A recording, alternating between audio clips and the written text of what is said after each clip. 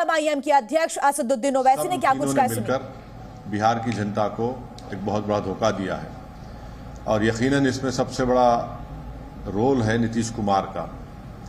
नीतीश कुमार कल तक हमको गाली देते थे कि ओवैसी बी टीम है। अब नीतीश कुमार को शर्म नहीं आती उसी जगह पर जाकर बैठने के लिए जहां पर हम पर इल्ज़ाम लगाते थे।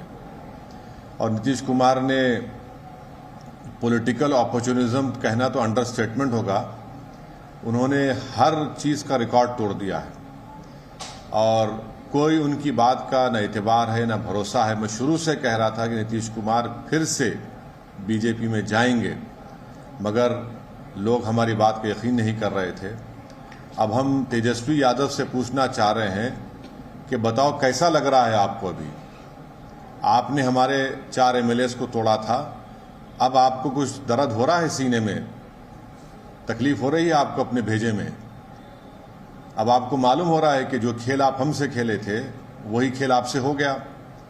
और तेजस्वी यादव और उनकी पार्टी धोखा दी है। 2 मर्तबा नीतीश कुमार को उन्होंने मुख्यमंत्री बनाया। बताइए अब क्या हासिल हुआ? आपने बीजेपी को आपने सत्ता दे दी। नीतीश कुमार तो सिर्फ अभी तो नाम के मुख्यमंत्री रहेंगे, हुकूमत चलेगी बिहार में आरएसएस की, नरेंद्र मोदी की। हम तो यही चीज को रोकना चाह रहे थे, एमआईएम पार्टी इसी को रोक रही थी।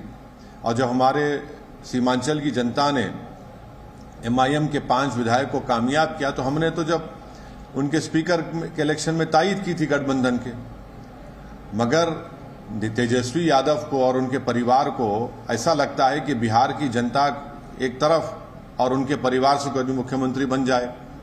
नीतीश कुमार को लगता है कि मैं जब तक जिंदा रहूं मुख्यमंत्री रहूं, और बीजेपी को लगता है कि भाई हर चीज हमको मिल जाए, चाहे कुछ भी हो, किस तरीके से हो जाए।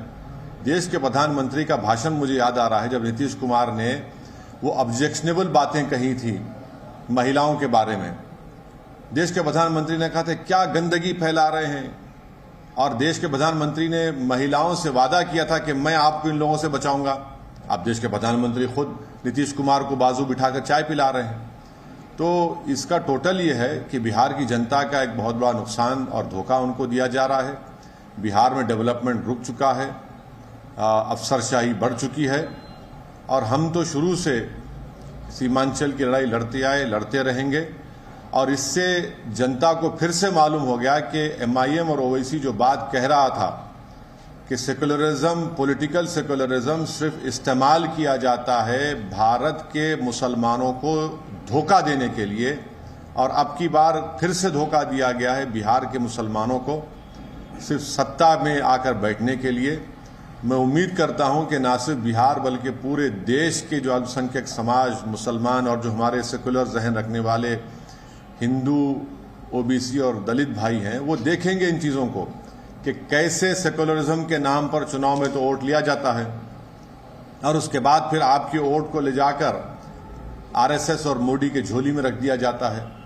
तो उम्मीद करते हैं कि वो इससे एक इसका नोट लेंगे और उन पार्टीज का साथ देंगे जो आपकी पॉलिटिकल लीडरशिप को डेवलप करना चाहती है। सर, आप किस पार्टी की बात कर रहे हैं? सर, एक मिनट। आप वहाँ के जितने सियासी खिलाड़ी हैं, आप सबको एक लाइन से दोषी ठहरा रहे हैं। बिल्कुल। और तब विकल्प कौन है? आप विकल्प हैं? नहीं, विकल्प का नहीं बात, नहीं, विकल्प की हम बात नहीं कर, वहां तो विकल्प रहा ही नहीं। अब सबने, तीनों ने मिलकर तो बिहार जनता को धोखा दिया है। क्या खस्में नहीं खाई थी तेजस्वी और नीतीश कुमार ने, ये बंधन नहीं टूटेगा, हम मर जाएंगे, नहीं जाएंगे? हाँ, आपने क्या, तेजस्वी यादव ने नहीं कहा था कि हम पूरा स्वीप कर देंगे बिहार में, 40 के 40 सीट जीत जाएंगे, बीजेपी को हरा देंगे? आप इन लोगों को सोचना चाहिए।